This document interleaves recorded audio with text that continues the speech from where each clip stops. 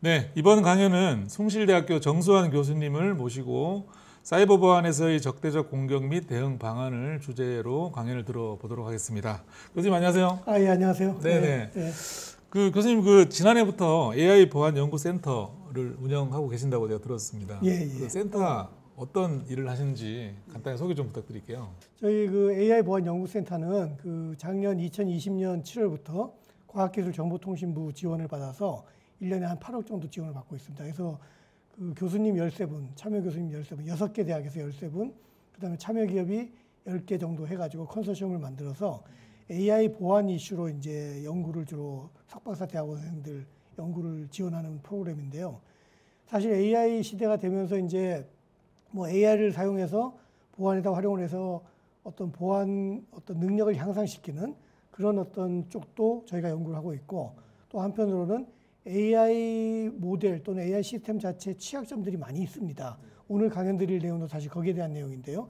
그런 취약점들을 이미 해커들이 공격을 하거나 또 공격에 관한 많은 그런 연구 결과가 나오고 있습니다. 그래서 어떻게 하면 좀 더 튼튼한 AI 시스템을 구축할 수 있을까, 이런 거에 대한 연구를 같이 하고 있습니다.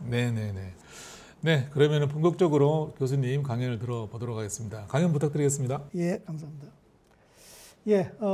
방금 소개받은 그 숭실대학교 정수환인데요.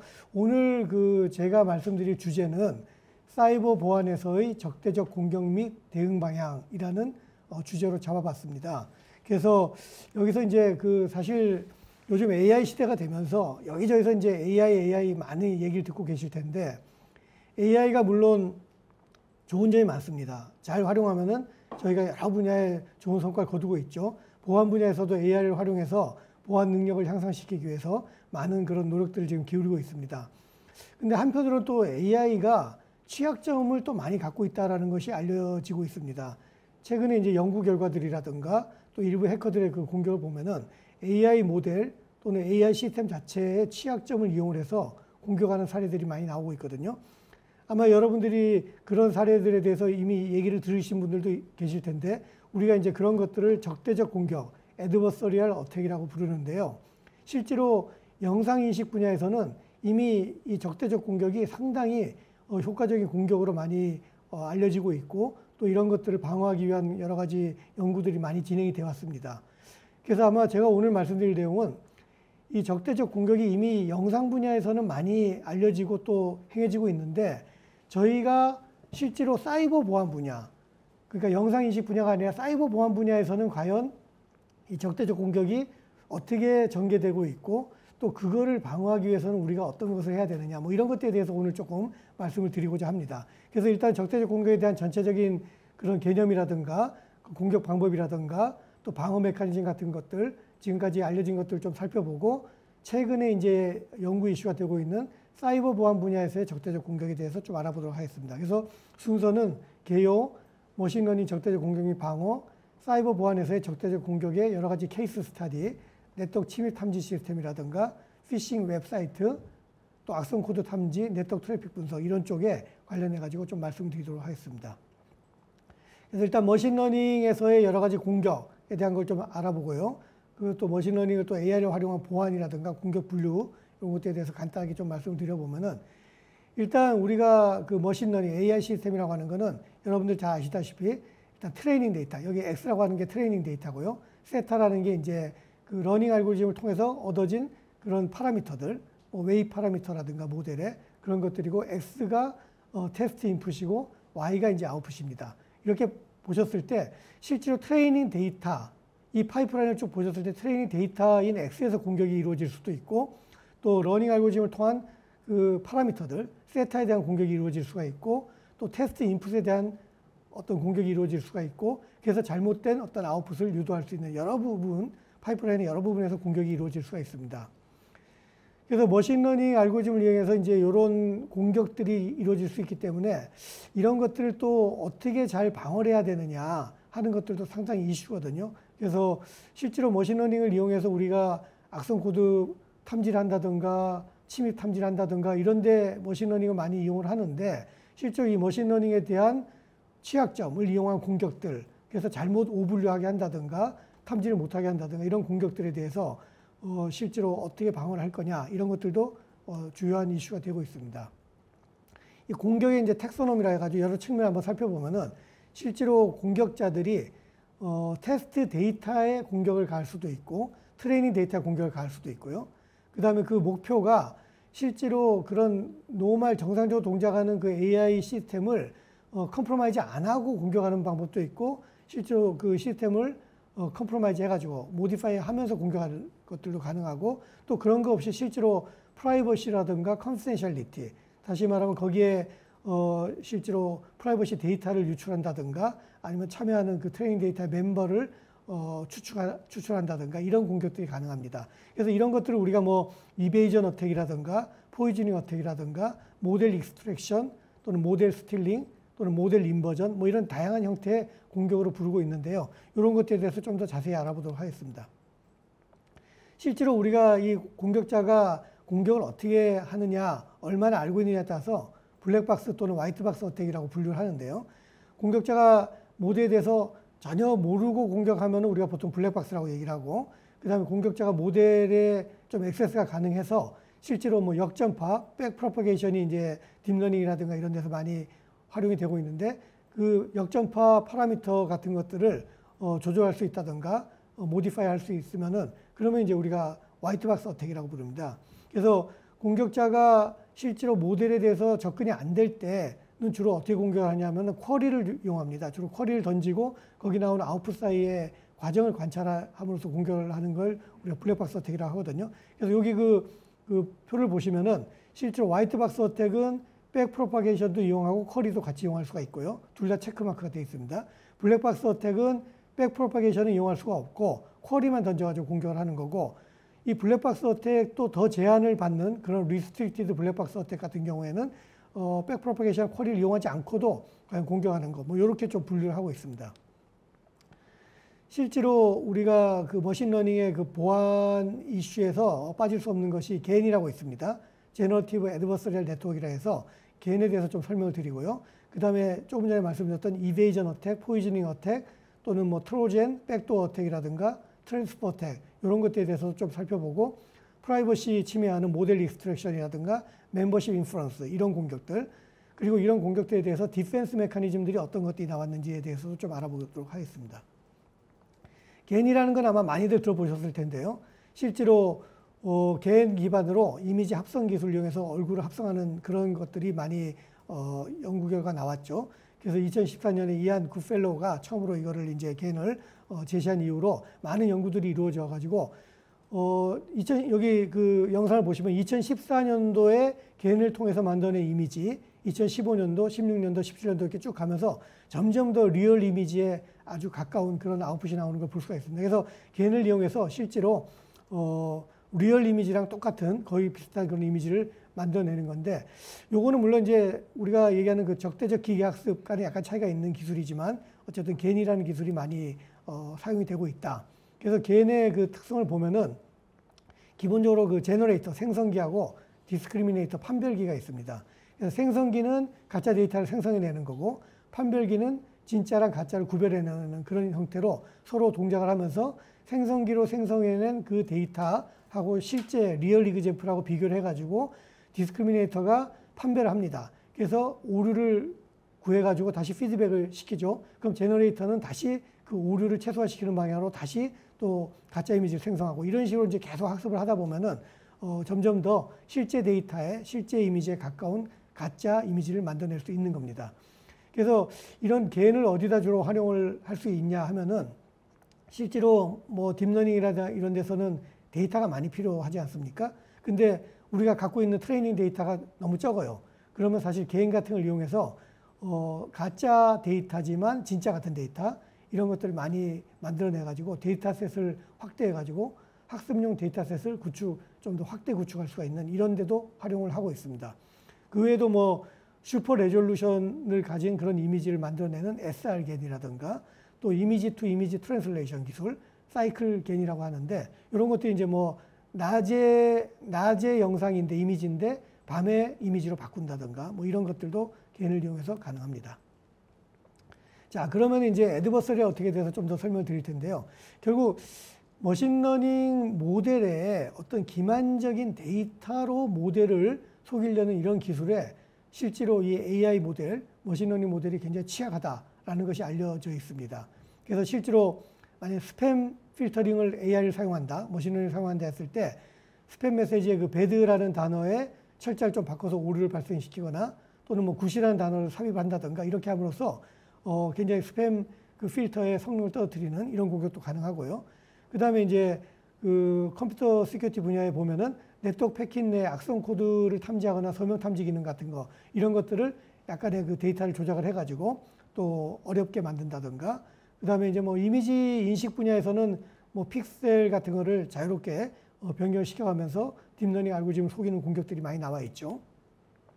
그래서 일단 아까 말씀드린 이베이전 어택이라는 걸 좀 살펴보면은 이거는 사실은 요 옆에 그림에서 보시다시피 그 트레이닝 데이터 X나 또는 그 파라미터 세타를 변경시키지 않고 인풋 X를 교란을 해가지고 잘못된 아웃풋을 끄집어내는 겁니다. 그래서 테스트할 때 그때 교란을 그 인풋 데이터를 교란을 시키는 거죠. 그래서 잘못 분류를 하는 건데 대체로 이제 non targeted attack하고 targeted attack으로 나눠볼 수가 있습니다. 그래서 공격자가 그 어떤 모델의 예측이나 분류를 특정한 클래스로 유도하지 않고 그냥 오류 결과를 나오게만 할 수 있는 non targeted attack도 있고 targeted attack은 특정한 클래스로 유도를 시키는 거죠.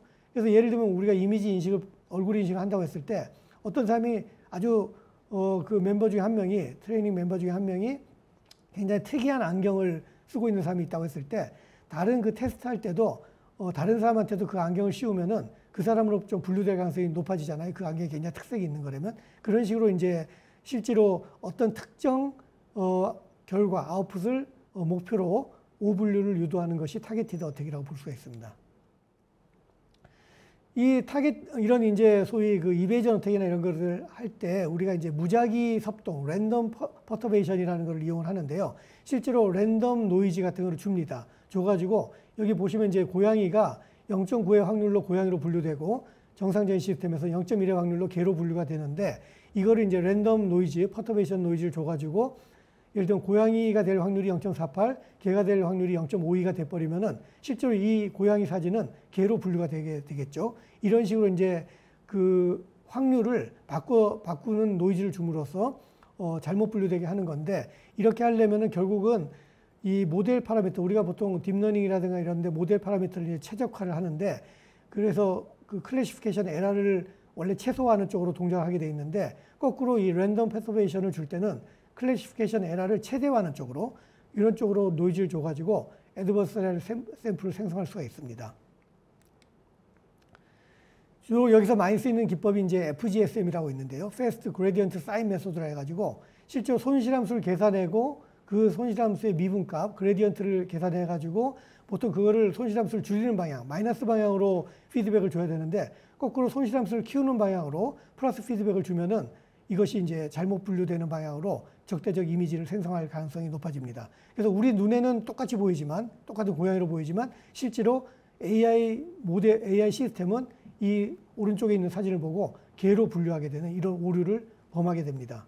이런 공격들이 굉장히 어려울 것 같지만 실제로 해보면 굉장히 쉽습니다. 이런 이제 FGSM 같은 메소드를 써가지고 이런 샘플을 찾아내는 것들이 생각보다 쉽다. 다시 말하면 머신러닝, 딥러닝 모델, AI 모델들이 생각보다 취약하다라는 것을 알려지고 있습니다. 포이즈닝 어택이라는 것은 이제 그런 테스트 단계에서 인풋을 조작하는 것이 아니라 기계학습에 사용된 그 트레이닝 데이터를 대상으로 합니다. 그래서 유해한 학습 데이터를 주입을 하는 거죠. 그래서 단지 이베이전 공격처럼 하나의 샘플에 약간 조작을 해가지고 다른 오분류를 일으키게 하는 왼쪽 그림은 그런 걸 보여주고 있는데 그런 게 아니라 아예 트레이닝 데이터 자체를 조작을 해가지고 이 그 클래시피케이션 하는 바운더리 자체를 바꿔버리는 거죠. 이런 식으로 해버리면은 좀 더 이제 어떻게 보면 뭐 의도적인 그런 어떤 공격들이 가능해집니다. 백도어 어택이라고 있습니다. 이 백도어 어택도 사실은 어떻게 포이즈닝 공격을 통해서 만들어지는 거긴 한데 실제로 정상적인 네트워크, 이제 AI 네트워크를 통해서 분류가 되는 것이 제일 왼쪽 그림이고요. 거기다가 특정한 백도어로 동작할 수 있는 백도어 트리거 할 수 있는 백도어 디텍터라는 네트워크를 만약에 우리가 이건 개념적인 건데 붙일 수가 있다면은 백도어 디텍터가 백도어 트리거가 딱 되면은 디텍션이 되면은 그때는 이제 오른쪽 그 두 번째 그림의 오른쪽에 그 약간 그 주황색 그 네트워크를 통해서 오분류된 결과가 나오면은 실제로 아웃풋이 그걸 따르도록 그런 식으로 이제 우리가 네트워크를 구성할 수가 있다라고 생각할 수가 있겠죠. 실제로 동작하는 네트워크에 이런 백도어 디텍터 네트워크를 같이 병합을 해가지고 하는 공격은 사실 쉽진 않겠죠. 그래서 이런 개념을 그대로 활용해서 예를 들면 포이즈닝 어택을 통해 가지고 실제로 백도어 샘플이 동작할 때 동작하는 뉴런들이 달라지게 만듦으로써 공격을 하는 이런 배드넷 같은 컨셉들이 제시가 됐습니다. 그래서 배드넷으로 실제로 그 훈련을 포지셔닝 된 데이터를 가지고 훈련을 하면은 보통 때 그 클린 인풋에 대해서는 정상적으로 동작을 하는데 백도어 인풋에 대해서는 오분류하도록 그런 식으로 훈련을 하는 것이 가능합니다. 그래서 실제로 백도어 인풋에 대해서 오분류할 때 동작하는 뉴런과 클린 데이터가 들어갔을 때 동작하는 뉴런의 차이를 제일 오른쪽 그림에서 보여주고 있는데요. 액티베이션 되는 뉴런들 자체가 좀 달라지는 것들이 있는 거죠. 그래서 이런 공격을 우리가 백도어 공격 또는 트로젠 어택이라고 부릅니다. 또 트랜스퍼러블 어택이라고 있습니다. 공격자가 이제 그 타겟 모델을 가지고 학습을 해서 대체 모델을 만듭니다. 대체 모델을 만들어서 그 대체 모델을 이용을 해가지고 적대적 샘플을 생성을 하는 거죠. 그렇게 생성된 적대적 예제가 실제로 기존 모델, 원래 타겟 모델에도 동작할 수가 있다라는 것이 알려졌습니다. 그래서 이런 걸 우리가 어택 트랜스퍼러빌리티라고 합니다. 그래서 실제로 타겟 모델하고 정확하게 똑같지 않더라도 대체 모델을 우리가 에서 공격이 되는 그런 샘플을 우리가 만들어낼 수 있다면은 그게 실제 타겟 모델에서도 공격이 가능하다. 왜 이런 게 가능하냐? 실제로 타겟 모델과 대체 모델이 이제 그 n 디멘셔널 공간을 보면은 상당히 오버랩되는 부분이 많이 있거든요. 그러면 대체 모델에서 동작하는 애드버서리얼 샘플이 타겟 모델에 동작할 수 있는 애드버서리얼 샘플이 될 확률이 굉장히 높습니다. 이게 왜냐하면 어택 서피스 자체가 많이 그 겹치는 부분들이 많이 있기 때문에요. 물론 모든 적대적 샘플이 타겟 모델에 다 동작하지는 않겠지만은 많은 적대적 샘플들, 대체 모델에서 만들어낸 적대적 예제들이 실제 타겟 모델에 동작하는 공격이 가능하다. 이런 것이 이제 우리가 트랜스퍼러블 어택이라고 부릅니다. 그다음 이제 뭐 모델 스틸링 같은 거, 이제 이런 거는 아까 그 트랜스퍼러블 어택에서 대체 모델을 우리가 사용한다는데 대체 모델을 만드는 하나의 방법이 될 수가 있습니다.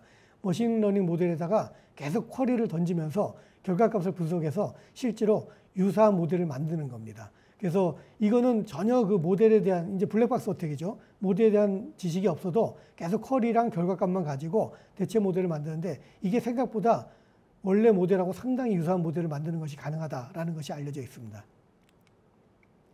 그래서 이렇게 만들어지면은 이 대체 모델을 이용해서 아까 말씀드린 적대적 샘플을 생성해가지고 그 적대적 샘플이 실제 모델에도 동작할 수 있도록 실제 모델을 속일 수 있는 그런 공격으로 연결될 수가 있겠죠. 또 이제 그 주로 이제 그 프라이버시라든가 멤버십을 추출하는 그런 애트리뷰트 인퍼런스 또는 모델 인버전 공격이라는 게 있습니다.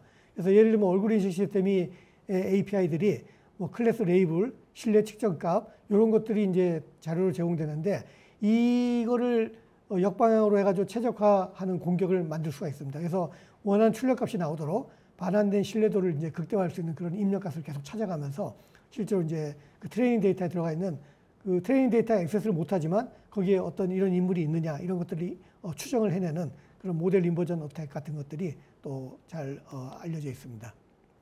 자, 이런 여러 가지 이제 AI에 대한 공격들, 뭐 이베이전 어택, 포이즈닝 어택, 또는 모델 익스트랙션, 또는 뭐 모델 인버전 이런 여러 가지 공격들이 이미 알려져 있고 아직은 이제 연구 단계 초이지만 머지않아 이제 이런 공격들이 해커들이 사용하고 이미 일부 해커들은 이런 것들을 이용해서 애드버서리얼 샘플을 이용해서 어떤 시큐리티의 성능을 떨어뜨리거나 하는 것들을 시도를 하고 있는 것으로 알고 있습니다. 그래서 이런 거에 대해서 우리가 이제 디펜스를 잘 해야 될 텐데 그 디펜스 하는 방법이 여러 가지가 있거든요. 가장 일단 그나마 좀 효과적으로 알려져 있는 게 애드버서리얼 리트레이닝입니다.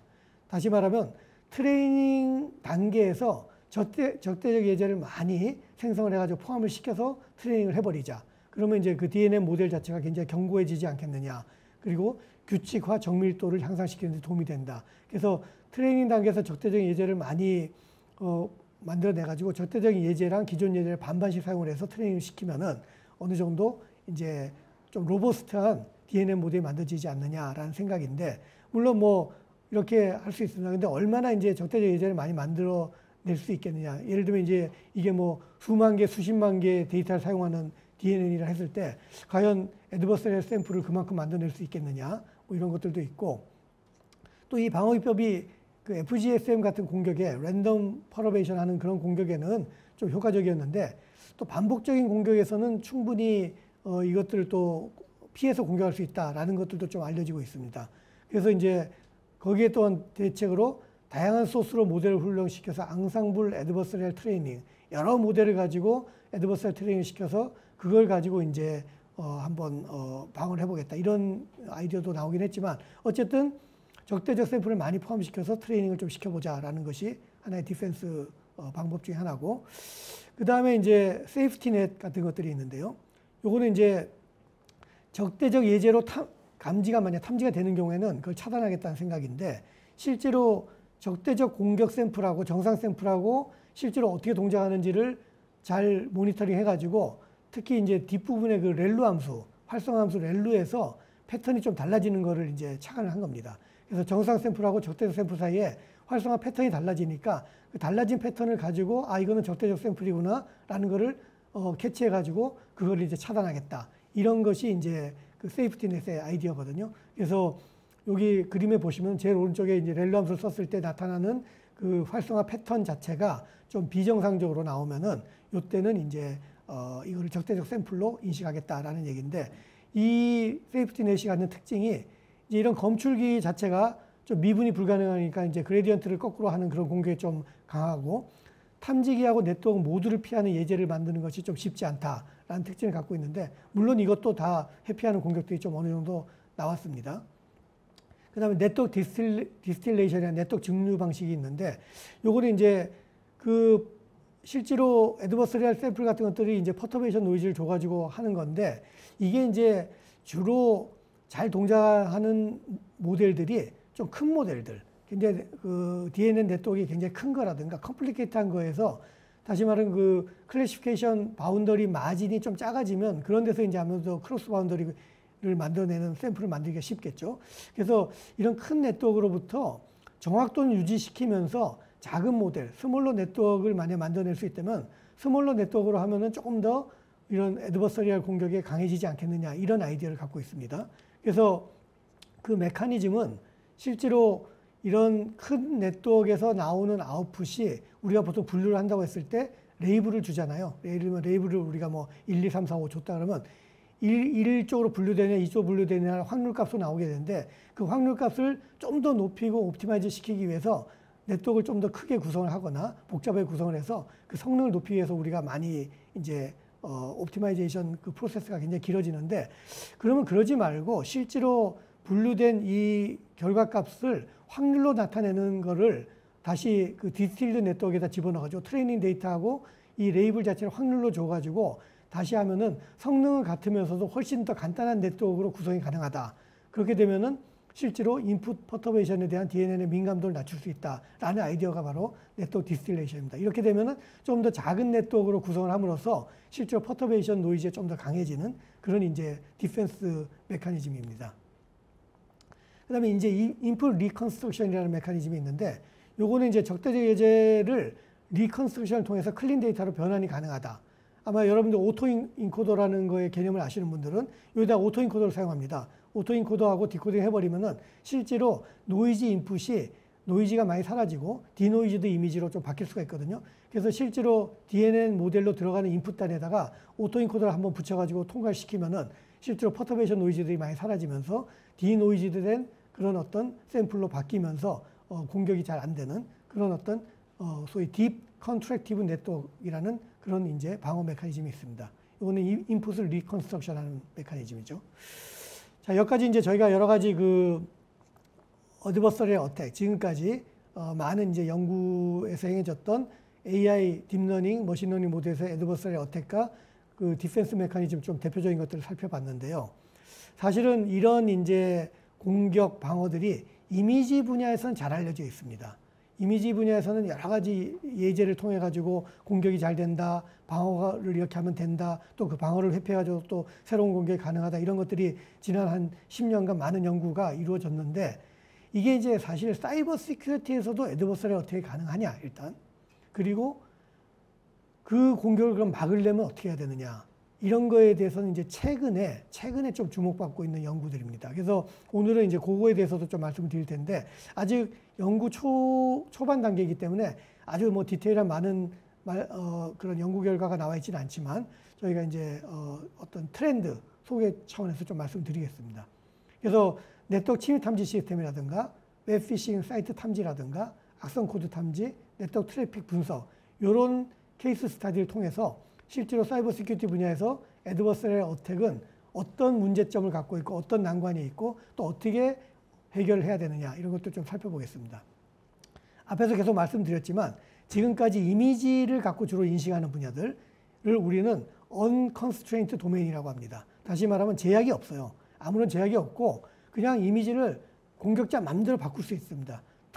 특별한 그 이미지를 뭐 어떻게 바꿔야 된다 이런 제약은 없잖아요. 그러니까 픽셀 이미지에다가 임의로 노이즈를 퍼터베이션 노이즈를 줄 수가 있는 거죠. 그래서 이제 뭐 고양이를 개로 분류하게 만든다든가 이런 공격이 가능하죠. 그렇지만 사이버 시큐리티 분야는 다르다는 거죠. 왜 다르냐? 이미지는 그냥 인간의 지각에만 의존하기 때문에 얼마든지 공격자가 피처를 컨트롤할 수가 있었는데, 이 사이버 시큐리티 도메인에서는 여러 가지 제약 조건이 따릅니다. 일단 피처들의 값이 고정되어 있는 경우도 꽤 있고요. 서로 다른 피처들 값 간에 상관관계가 있는 경우도 있고, 일부 피처는 공격자가 컨트롤할 수 없는 피처들도 있습니다. 그래서 공격이 네트워크 침입 탐지라든가 악성 프로그램 탐지와 같은 다른 도메인에서는 어떻게 작동을 할지가 사실 어태커 입장에서도 알기가 쉽지 않습니다. 그래서 이쪽에서의 공격에 대한 방향은 결국 이미지와 사이버 보안에서 적대적 공격의 차이점을 우리가 인식하고, 사이버 보안에서의 적대적 공격의 효과를 좀 잘 인식하고, 사이버 보안 분야에서 적대적 공격을 약화시키는 방법은 그럼 어떤 쪽으로 연구를 해야 되느냐, 이런 거에 대해서 좀 말씀을 드리도록 하겠습니다. 실제로 인트루전 디텍션 시스템 같은 경우에 보면은 우리가 뭐 서비스라든가 패킷 플래그, 프로토콜 관련 정보 이런 것들이 피처로 포함이 되어 있는데, 피처마다 규칙이 있죠. 예를 들면 TCP/IP 프로토콜을 따르지 않는 네트워크 패킷은 허용이 안 되잖아요. 그리고 TCP 포트 같은 경우도 특정 범위 안에 있어야 되고, 이런 레인지, 주로 피처에 레인지가 주어지거나 규칙이 있습니다. 그래서 실제로 주요 피처들을 설정할 때 다른 그 피처의 허용 범위라든가 또 피처의 그런 어떤 뭐 이진수냐 아니면 연속값이냐 또 거기에 범위는 어떻게 되느냐, 이런 제약 조건들을 해결을 하면서 적대적 예제를 만들어야지, 그렇지 않으면 당장 그 프로토콜에서 그 패킷이 예를 들면 정상적으로 동작 안 할 거 아닙니까? 그래서 이 애드버서리 어택이 그렇게 쉽지는 않습니다, 생각보다. 마찬가지로 예를 들면 웹피싱 디텍션 하는 걸 AI로 사용한다 때 보통 이제 적대적 이미지를 만약에 웹사이트를 가짜 피싱 이제 웹사이트 만든다고 했을 때 적대적 이미지 같은 경우는 외관만 비슷해 보이면 되는데, 웹피싱은 그렇지 않습니다. 기능도 보존이 돼야 됩니다. 여러 가지 이제 웹페이지에 이런 그 펑션 블락들이 쫙 이렇게 트리 구조로 되어 있는데, 이런 트리 구조에 맞춰가지고 실제로 똑같이 구성해야 되죠. 이걸 우리가 DOM, 돔 트리라고 하는데, 이런 돔 트리도 맞춰야 되고, 외관도 맞춰야 되고, 그리고 그거의 왜곡 기준 같은 MSE나 MA로 이제 왜곡이 어느 이하로 떨어져야죠. 그래야지만 이제 이게 제대로 동작을 하는 건데, 이런 것들이 이제 어태커 입장에서 애드버서리 샘플을 만들 때 상당히 부담이 될 수가 있는 거고, 악성 코드 탐지도 마찬가지입니다. 실제로 우리가 악성 코드 탐지할 때 API라든가 뭐 매니페스트의 그 퍼미션 같은 어떤 그런 거라든가 여러 가지 그 스트링 값의 리미테이션, 피처 값의 리미테이션,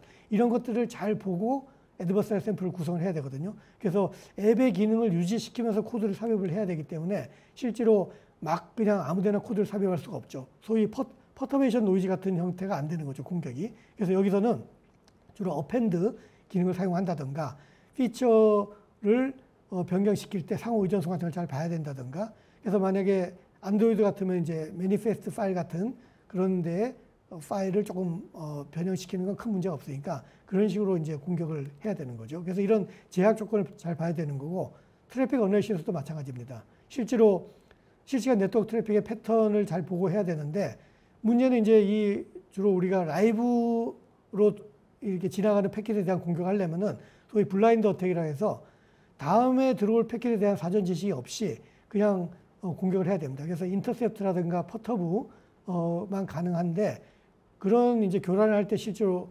실시간인지 뭐 프로토콜의 제약 사항들, 패킷 사이즈 이런 네트워크 프로토콜 제약을 고려를 해서 해야 되고 또 패킷 콘텐츠 같은 경우는 미분할 수가 없기 때문에 이 피처 교란이 좀 어렵죠. 쉽지 않은 이런 문제점들을 갖고 있습니다.